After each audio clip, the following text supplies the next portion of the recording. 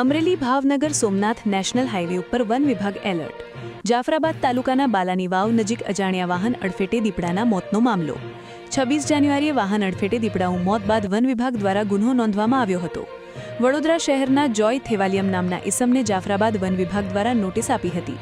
આરોપી જોય થેવાલિયમ સામેથી વન વિભાગ સમક્ષ હાજર થતા કાર ડિટેન કરી. કાર ચાલકની પૂછપરછ હાથ ધરી. ભાવનગર સોમનાથ નેશનલ હાઈવે ઉપર અગાઉ 2 સિંહોના વાહન અડફેટે મોતના કેસ બાદ દીપડા સાથે અકસ્માત કેસ ડિટેક્ટ.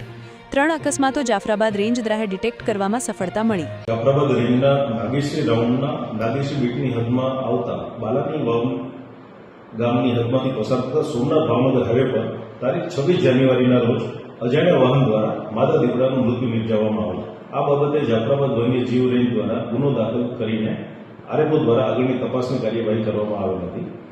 જે અંગે વડોદરાના વતની જોય થેવેલિયમને બીએનએસએસની સેક્શન 35(3) મુજબ નોટિસ આપતા આરોપી પોતાની માલિકીના વાહન કિયા કેરેન્સ સાથે હાજર થયેલ છે. જે બાબતે આગળની ધોરણસરની કાર્યવાહી જાફરાબાદ વન્યજીવ રેન્જ દ્વારા આગળ કરવામાં આવી છે.